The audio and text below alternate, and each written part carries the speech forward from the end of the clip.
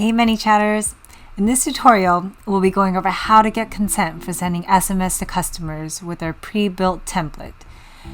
In order to start sending messages to your customers through text marketing, you must first get consent or permission to send text messages to them. For this particular demo, we'll be breaking down this SMS template. It's already pre-built for you. It's linked below so that you can follow along and get started right away.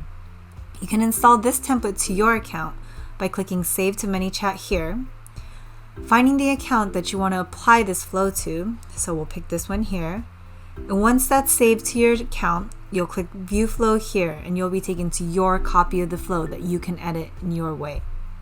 Now, before we take a look at this flow, I want to let you know that you can, of course, add your own flair to the text, but be sure to keep the expectation, consent, and confirmation pieces in place to be sure that you're compliant with all SMS laws and regulation.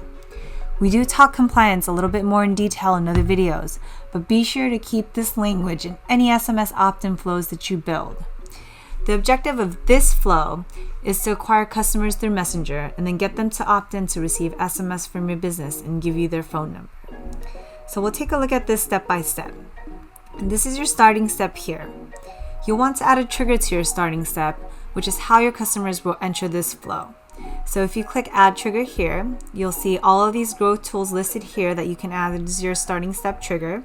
For this sample, we'll use a Messenger ref URL. So we'll click this and you'll see that embedded into your starting step here. If you look here, you'll see that the toggle is turned on, meaning your starting step is all set. Now let's move on. The first message in your flow is where you'll want to set expectations. Your customers should know exactly what they're opting in for, so this is important and also mandatory in order to stay compliant.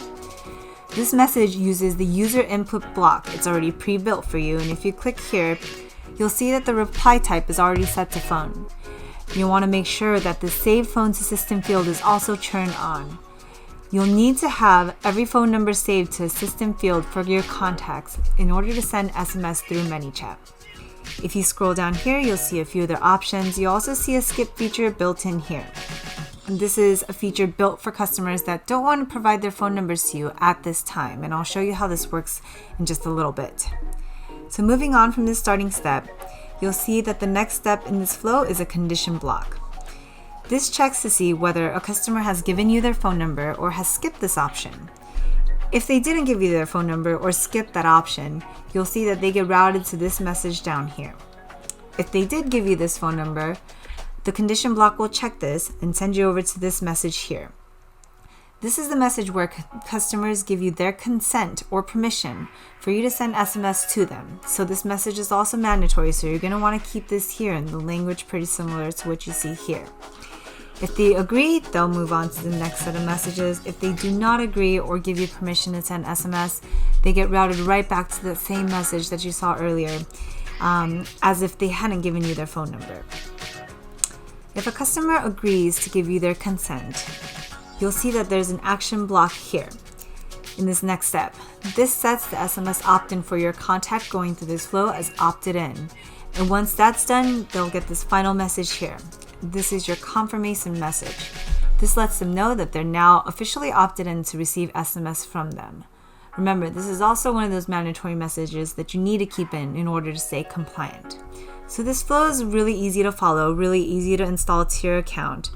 I want to show you what this looks like here as a whole. And in order to apply this to your account, you're simply going to click Publish here. Once you do that, you're all set.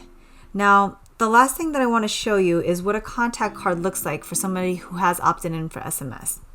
So we'll go to Audience here, and you'll see that I've already built in a segment here for those that have opted into SMS. So we'll click that and I'll show you what this looks like. So we'll click here. So this is a contact card. You'll notice the two fields that I mentioned in an earlier tutorial. These are the two fields that get added to your system fields when you enable the SMS channel. You'll see that this customer here has opted in for SMS, as in given you their consent, and you'll see that this phone number is listed here.